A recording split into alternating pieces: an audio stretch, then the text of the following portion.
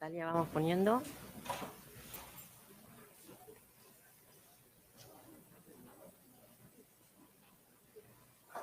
Bueno, continuando con las charlas, y esta es la última clase que tenemos del módulo de reumatología. Esto va a ser algo diferente, que es, vamos a iniciar con una serie de casos clínicos y a partir de esto sacar algunas conclusiones.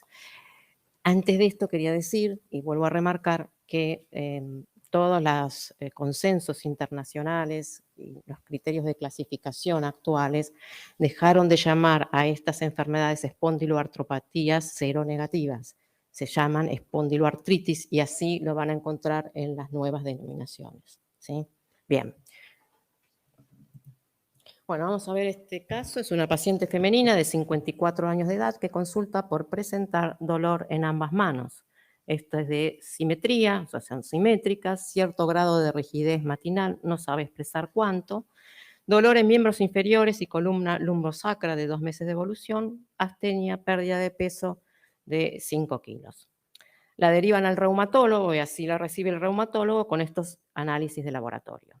Una hemoglobina de 9,7 con una microcítica hipocrómica con efecto Rouleau, tiene una ferremia de 20, una ferritina de 4,90, eritro de 92 en la primera hora, proteínas totales de 7,8, albúmina 2,8, urea 63, creatinina alta de 1,5 y un factor reumatoideo de positivo 42 unidades internacionales, siendo el valor de 20 el normal. ¿Usted considera que esto es una artritis por la clínica, el laboratorio y le administra AINES y lo deriva al reumatólogo, no como el otro que lo derivó ya antes? ¿Usted considera que es una R y por la clínica y laboratorio y usted lo trata con corticoides? ¿O usted considera solicitar otros estudios porque no le parece que es una R?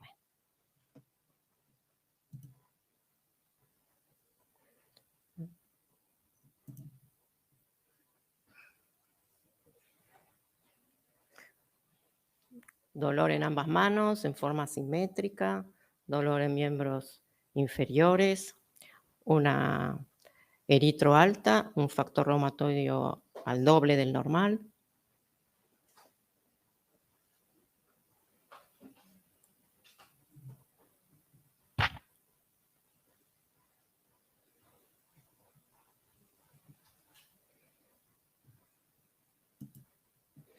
Bueno, usted considera que es una R por la clínica, el laboratorio y le administra AINES y deriva al reumatólogo, fue lo que dijo el 57% de ustedes. Pero la respuesta correcta es que yo debería buscar otras causas que no me parece que es una R. Y vamos a ver por qué. Ahí le muestro lo que es, pero vamos a ir... ¡Ay! Se me fue una diapositiva. Bueno, estaba señalado lo que es incorrecto. Incorrecto, recuerden, la artritis reumatoidea, primero dijo rigidez, no especificó, saben que la artritis reumatoidea tiene una rigidez mayor de 1 hora, matinal. Segundo, dice que le duelen todas las piernas y la artritis reumatoidea compromete articulaciones. Otra cosa que me llama la atención es que dice que compromete a la columna lumbosacra. La artritis reumatoidea nunca va a comprometer a la columna lumbosacra porque lo que afecta es a las articulaciones diartrodiales, que son las que tienen sinovial. Y recuerdan que la columna es una anfiartrosis, una diartroanfiartrosis. La única parte de la columna que puede afectar la R es la cervical, C1 y C2. ¿Se acuerdan que muy bien dijo el doctor Scali que, ojo, que me puede provocar una luxación e irse hacia el agujero magnum, que es lo que puede hacer que un paciente fallezca por enclavamiento?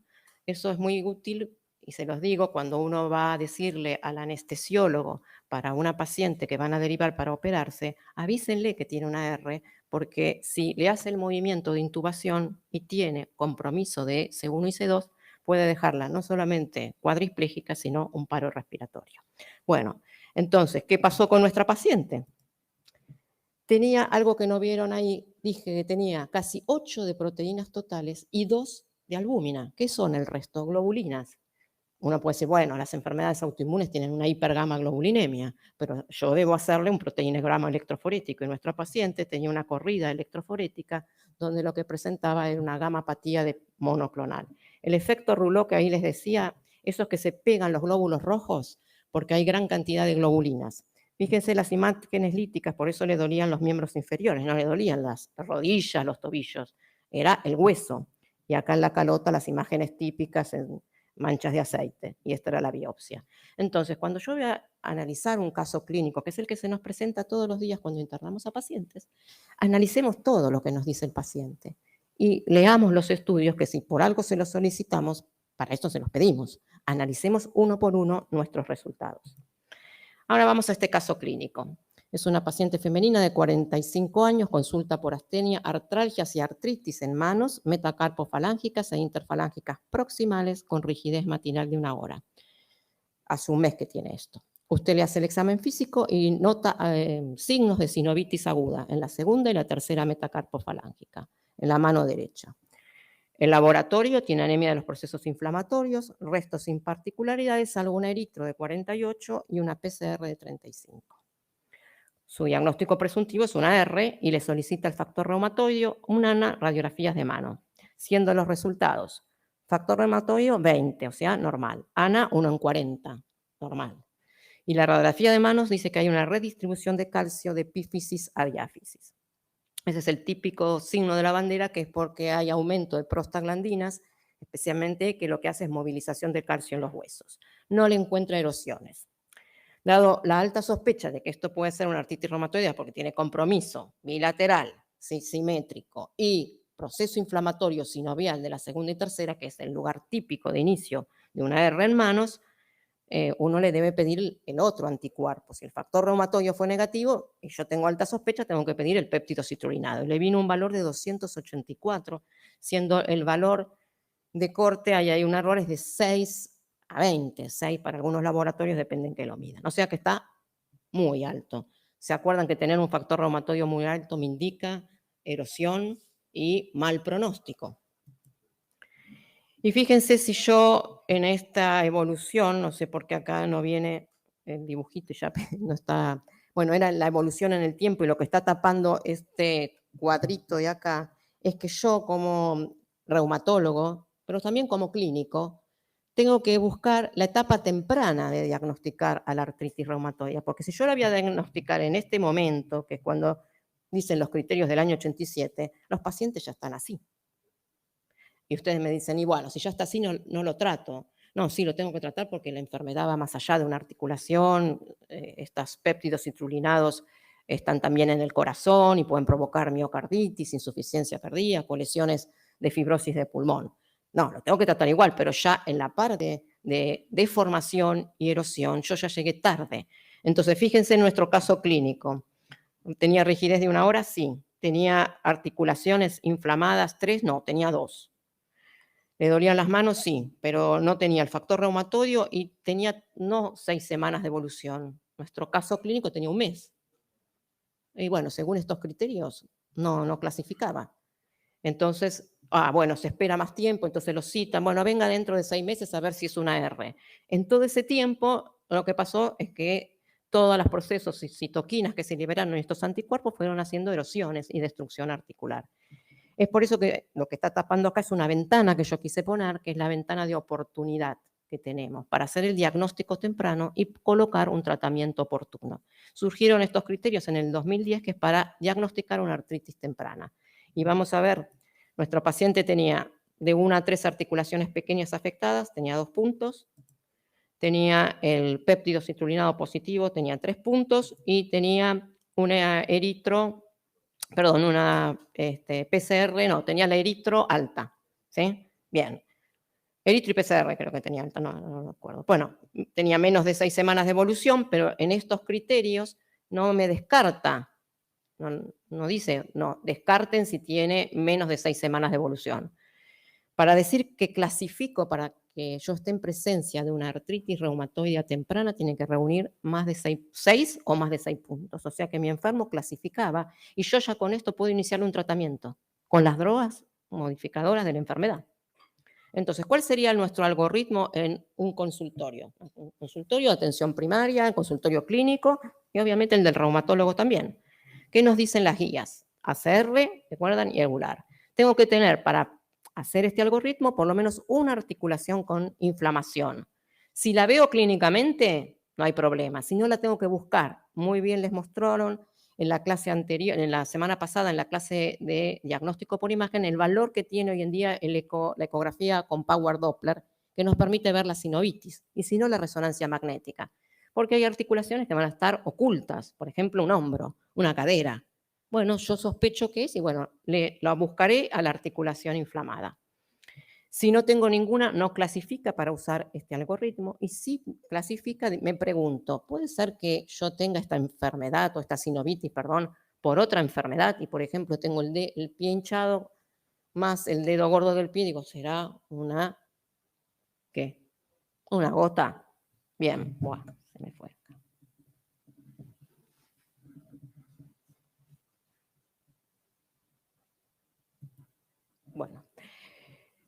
Bueno, si no, no clasifica. Y si clasifica, me tengo que preguntar, le saqué una radiografía de manos y busco la erosión típica, que también se las mostraron, que las erosiones típicas son laterales en la R.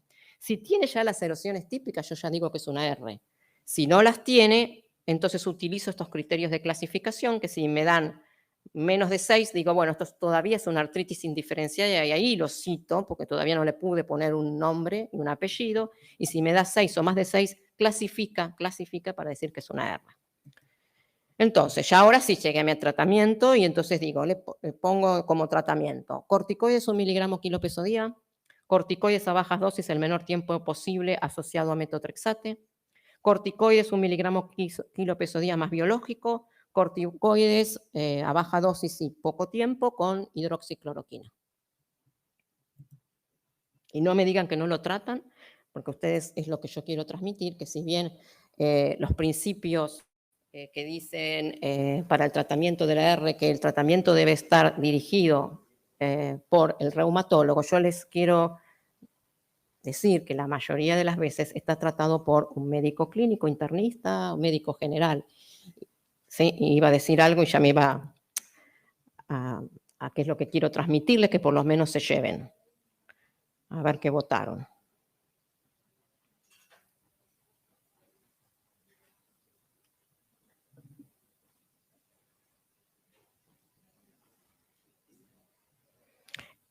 La mayoría de las veces no lo trata un reumatólogo, lo trata un clínico.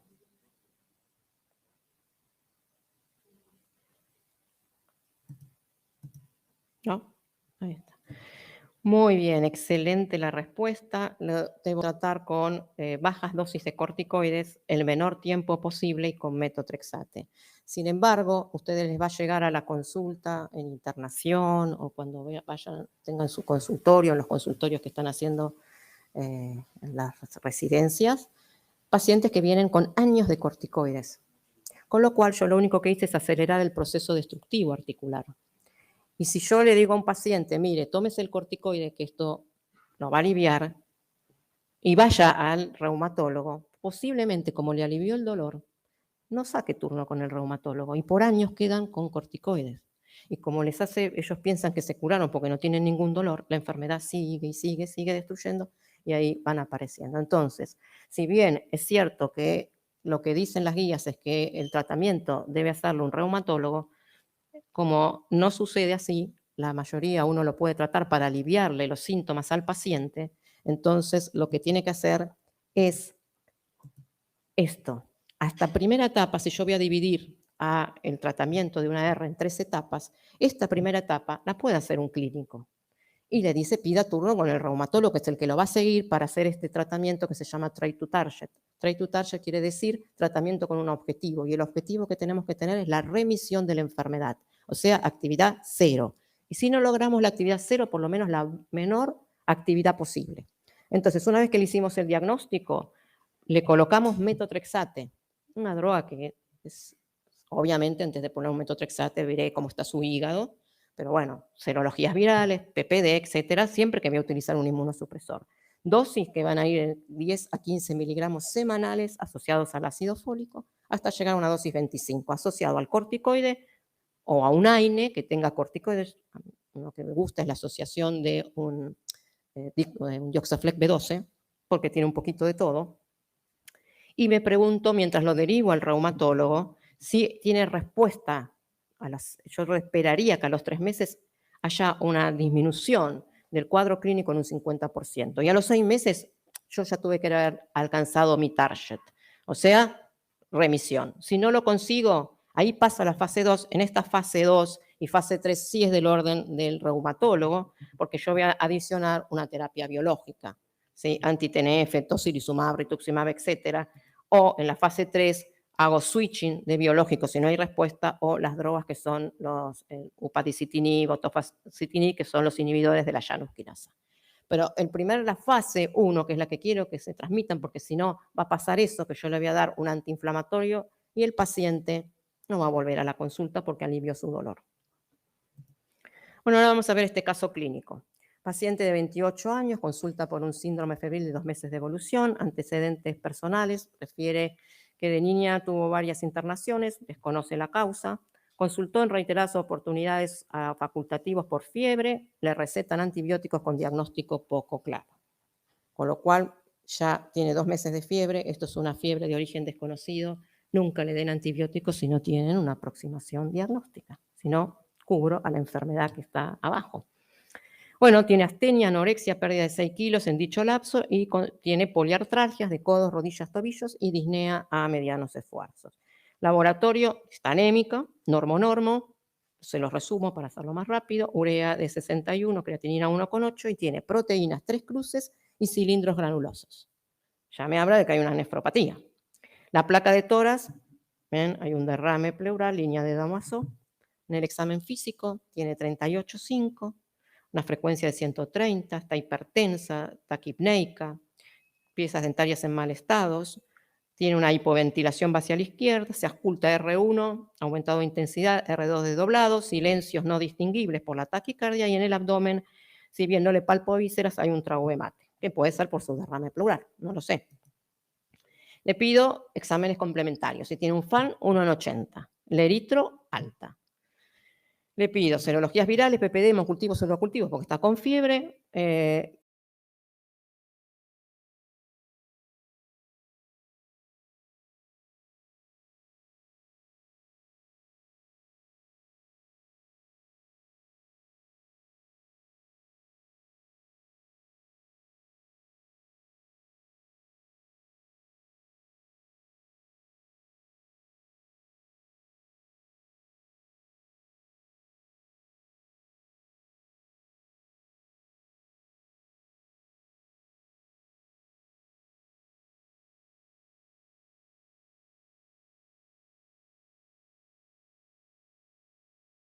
Le pido complemento, tiene una nefropatía, así que mujer joven, C3, C4, tiene un factor reumatoide de 76, o sea que está alto, recuerdan que era de 20, y hay una hipergama de tipo policlonal. Proteinuria en un rango nefrítico, 1 gramos en 24 horas. El electro denota complejos de bajo voltaje, fondo de ojo normal y le piden un ecocardiograma. Si voy a utilizar los criterios del año 1997 del Colegio Americano para lupus, fíjense, mi enferma tenía artritis, tenía serositis, tenía compromiso del riñón y tenía un ANA positivo. Y acá me dice que con 4 de 11 hago criterio y lo trato, ¿están de acuerdo? Bueno, como uno le pidió y como buen clínico que son todos ustedes, le pidieron hemocultivos, urocultivos, y resulta que los hemocultivos fueron positivos, 3 de 3 positivos para un estrepto alfa.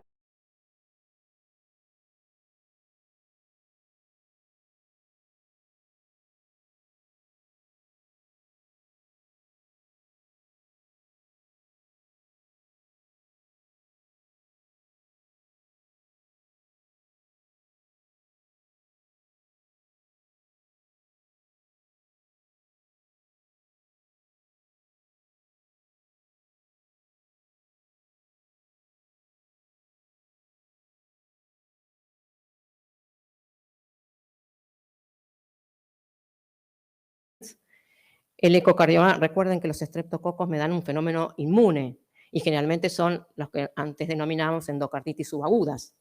Bien, el transtorácico reveló una estenosis mitral, por eso tenía un R1 intenso, y el transesofágico vegetaciones poco móviles. Ustedes me pueden decir, sí, bueno, pero no puede ser que tenga una endocarditis del Lindman del lupus. Sí, pero tiene un estreptococo. Yo no sé qué puede ser, pero si yo recuerdo que el estreptococo me genera un fenómeno inmune, y yo sé, y eso sé, hay 3 enfermedades que tengo que hacer diagnósticos diferenciales: lupus, con endocarditis y con síndrome antifosfolipídico. Entonces, siempre que tengan una paciente en estas características, busquen todas las causas, no se encasillen en una. Con esos criterios antiguos, yo decía que esto era un lupus y le ponía corticoides y quién sabe le incendiaba a la paciente. Ahora fíjense en esta paciente, 22 años, sin antecedentes, consulta por tener una cefalea holocraniana de una semana de evolución, cuadro con edemas en ambos miembros inferiores, lo vemos acá, y edema bipalpebral. Está hipertensa, o sea que yo digo, esto tiene un problema renal. Bien, le saco un hemograma normal, urea y creatinina elevadas, y voy a la orina y tiene proteínas de 3 cruces, glóbulos rojos son 45, glóbulos rojos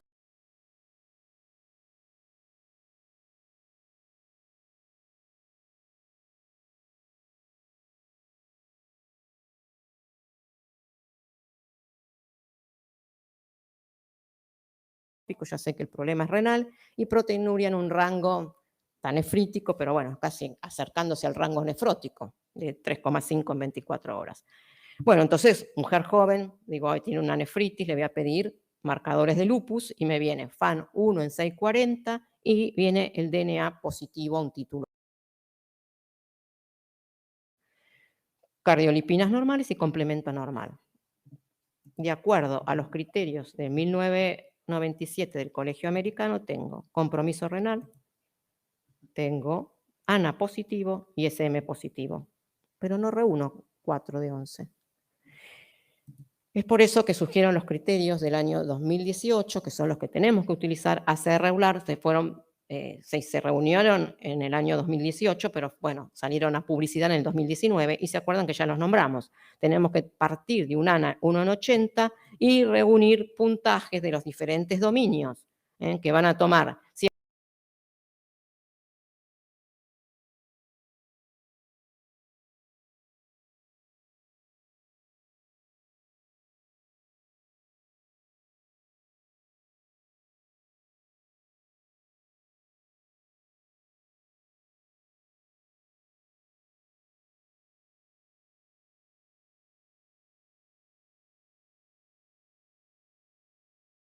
Que tengo que tomar el más alto de cada dominio. Nuestra enferma tenía más de 38, no, el segundo caso vamos a analizar, que era el que tenía los edemas en miembros inferiores con la proteinuria en rango nefrítico, casi nefrótico, pero tenía el SM, y el SM es un marcador de un criterio con alto peso porque son los dos, junto con el SM, marcadores o anticuerpos específicos de lupus. Entonces reuní 10 puntos, que es lo que tengo que reunir para decir que estoy en presencia de un lupus. ¿Bien? Bueno, a ver este caso. Paciente de 18 años que consulta por presentar poliartralgias, fiebre de un mes de evolución, 38 grados, eritema en ala de mariposa, fotosensibilidad. Su diagnóstico presuntivo es un LES y le solicita un colágenograma. Recibe un FAN de 1 en 320, patrón homogéneo, un ENA positivo y les da que ese ENA positivo es un SM, un anti-Smith.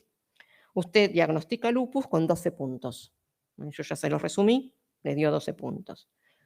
Bien, ahora usted decide tratarla. La trata con una terapia biológica y AINES, la trata con, perdón, acá no es terapias biológicas, es metotrexate, no sé por qué se cortaron las primeras, es metotrexate y AINES, corticoides 1 miligramo kilo peso día, acá es una hidroxicloroquina, le falta la H, y con AINES, o corticoides 0,5 miligramos kilo peso día. ¿Cuál sería su tratamiento? Metotrexate, corticoides, metotrexate AINES, corticoide a la mitad de la dosis de 1 miligramo kilo peso día. Es hidroxicloroquina, es una HQ que es hidroxicloroquina, pero no sé por qué está cortado.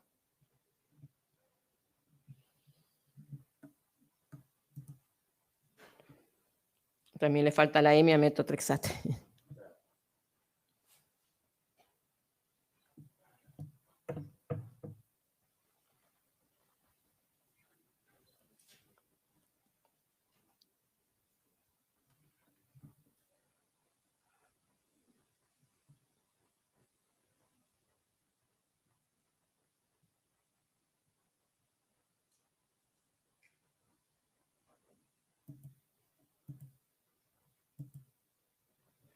Muy bien, excelentemente contestada. El 67% dijo que la trata con hidroxicloroquina y AINES.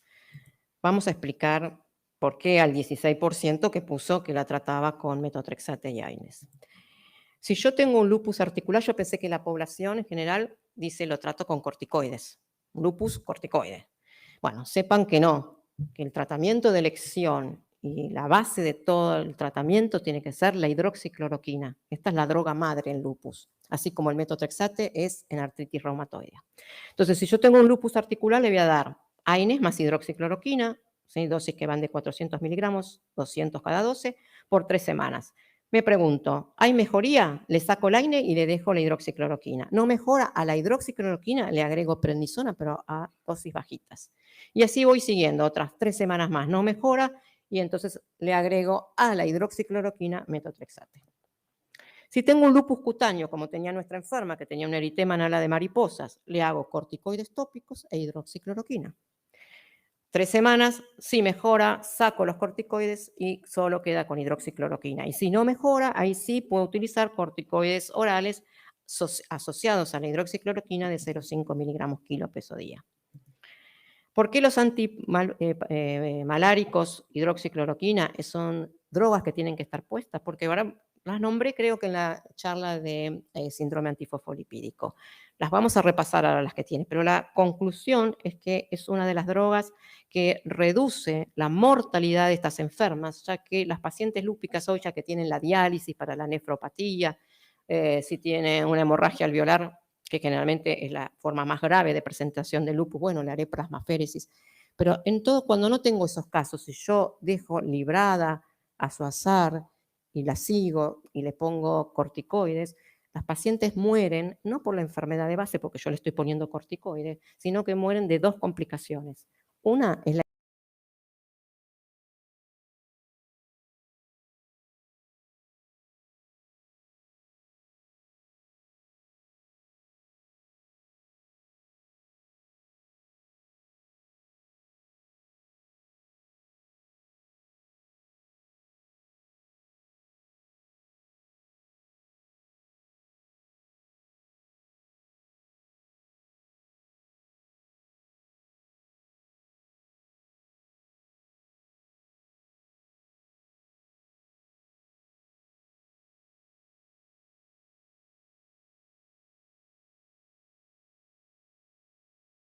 enfermedad infecciosa y otra es porque estas enfermedades, todas las enfermedades autoinmunes, provocan una aterogénesis acelerada y llevan a un aumento de infarto agudo de miocardio y stroke en gente joven. Se mueren antes de patología cardiovascular.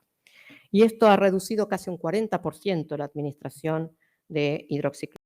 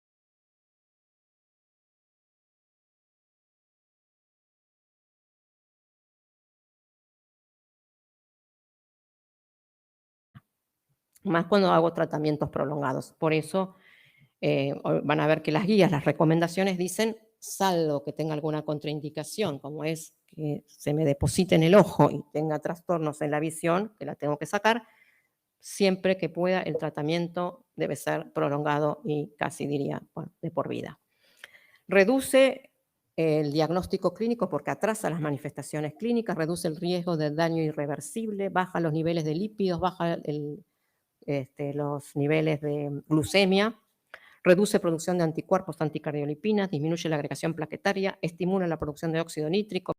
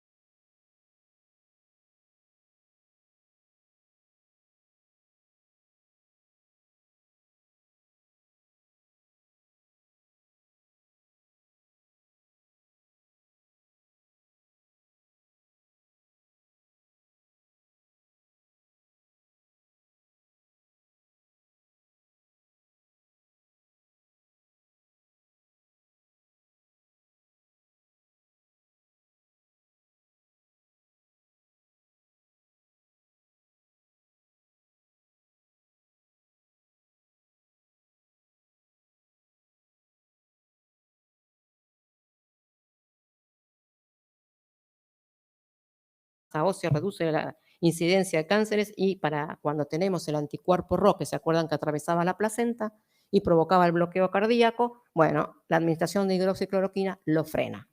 Por lo tanto, ¿qué nos dicen las guías? Es una recomendación grado B. Los antipalúdicos deben constituir el tratamiento de base en todo paciente lúpico. Mantener el tratamiento en forma indefinida para evitar todo lo que tiene que ver con daño irreversible, trombosis, infecciones y supervivencia a largo plazo.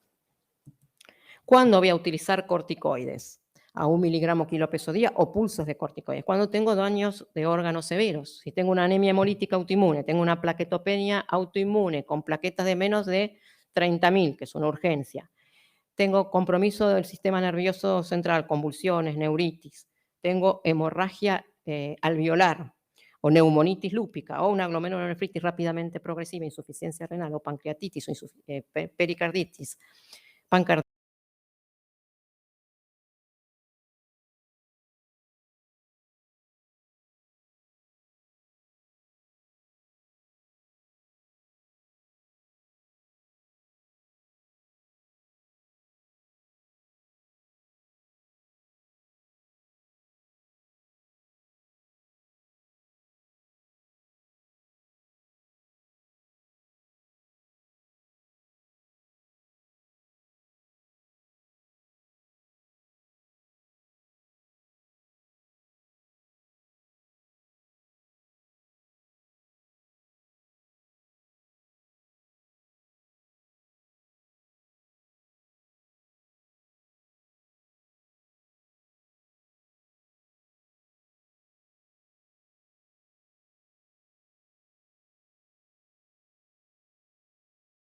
O insuficiencia cardíaca, ahí voy a utilizar los corticoides.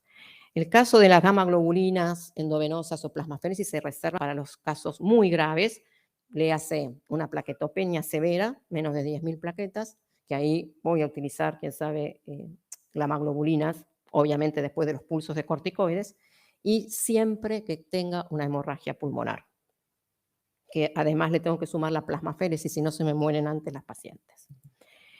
En la nefritis lúpica, el tratamiento de inducción son los glucocorticoides, la dosis de 0,5 miligramos kilo peso día.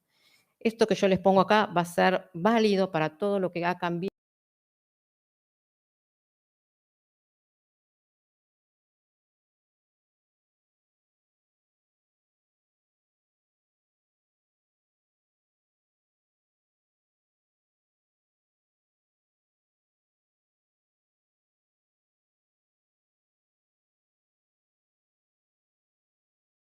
en cuanto al tratamiento de lupus con corticoides.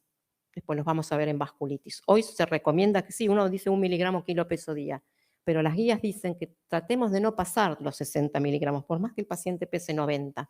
¿Por qué? Porque se ha visto que dosis mayores de 60 provocan el mismo efecto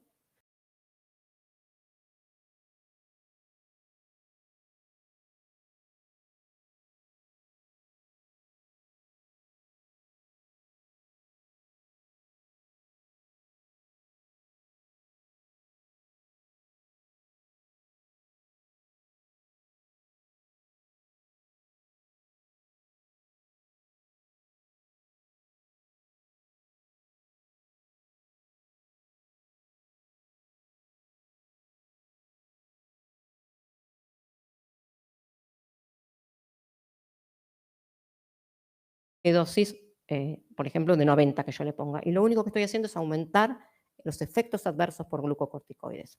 Entonces, una dosis que se aconseja son 40 a 60 miligramos día. Asociado a los regímenes que tenemos, que eso lo va a manejar bien el nefrólogo, le puedo usar ciclofosfamida. Hoy tenemos al micofenolato de mofetil. También esta droga se puede usar en el mantenimiento o la azatioprima. Y esta es la última que le voy a mostrar de tratamiento, solo no para mostrarles que existen otras drogas. Si hoy, por ejemplo, en la nefritis que no responde, yo puedo utilizar rituximab, el belimumab, que es un inhibidor de la diferenciación del linfocito B, y hoy se agrega una nueva droga que es lo que ha cambiado en el curso de las nefritis tipo 5, que es la voclosporina. Todas estas que están por vía oral son inhibidores de la calcioneurina. Bueno, y vamos al último caso. Paciente de 27 años con antecedentes de ser tabaquista de 15 cigarrillos día y apendicectomía. Consulta por un cuadro de dolor y tumefacción en dedos de 2 años de evolución.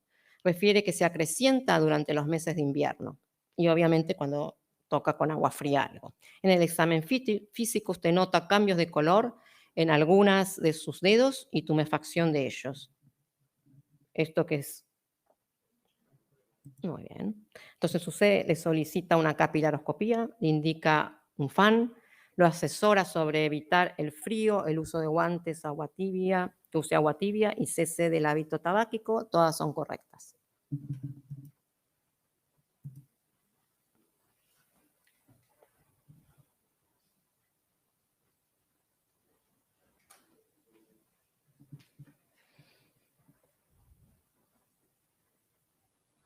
Y esto va a ser el resumen de la charla que ustedes no pudieron escuchar, que se cortó el martes pasado, y yo le voy a resumir en poca diapositiva cuál es el tratamiento de... Muy bien, perfecto, todas son correctas. El tratamiento de esta entidad, que es un Raynaud. Pero el Raynaud la puedo encontrar en casi todas las enfermedades autoinmunes. Pero yo sé que un 50, un 60% o más está asociado a la esclerodermia. Creo que es la enfermedad que más tiene Raynaud. Vuelvo a insistir, un lupus también tiene Raynaud, un Sjögren tiene Raynaud, etc. Hay banderas rojas que me dicen, ojo, este paciente que tiene el Raynaud puede ser una esclerodermia temprana, es decir, early. Y puedo tener una que es muy temprana.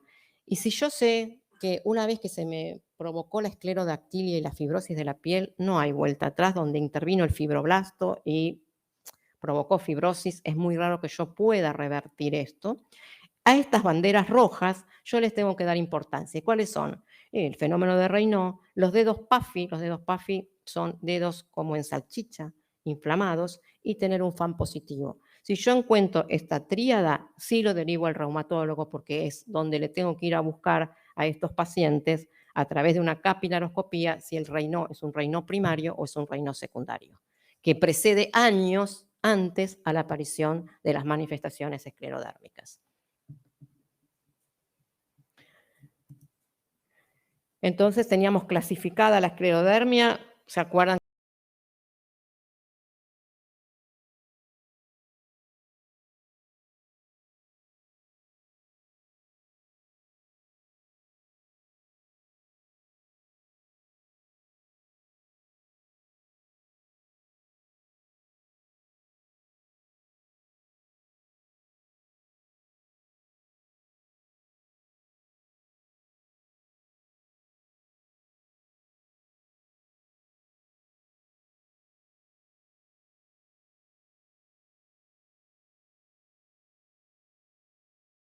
Muy bien la doctora, el otro día que tenemos esclerosis sistémica sin esclerodermia, o sea, la piel no está afectada, pero sí los órganos, el esófago, el intestino, el riñón. Después teníamos la esclerosis sistémica limitada, que la dividíamos en distal y en proximal.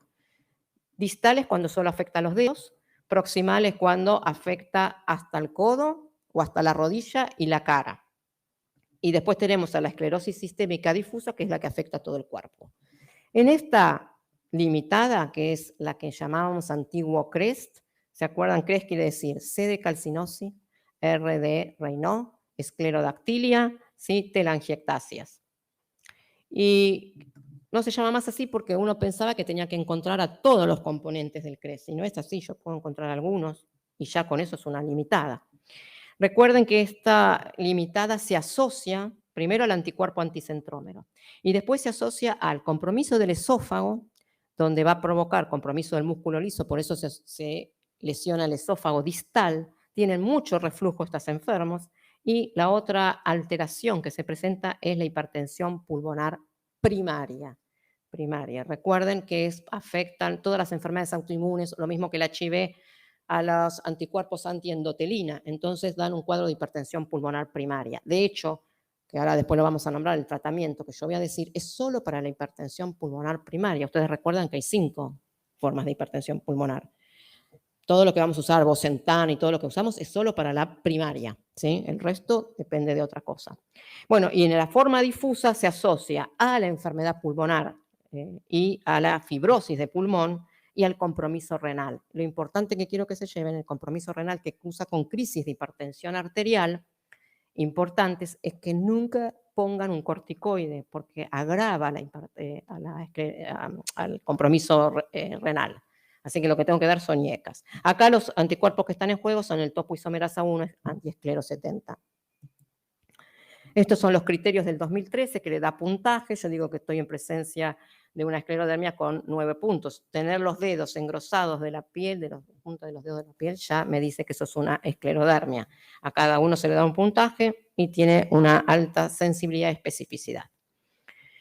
En esta diapositiva grafico todo el tratamiento de lo que es la esclerosis sistémica. Recuerden que, como dije antes, puedo actuar en el Raynaud y derívenlo así precoz, porque acá sí no hay ninguna droga que haya demostrado ser efectiva, a diferencia de las otras enfermedades reumáticas.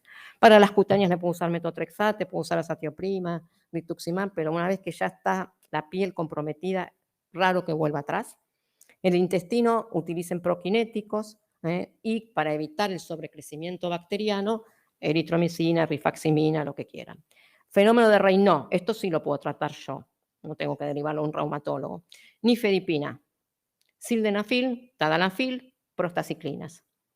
Si tengo ya las úlceras distales, ahí voy a utilizar el Bosentan, también el sildenafil y prostaglandinas endovenosas.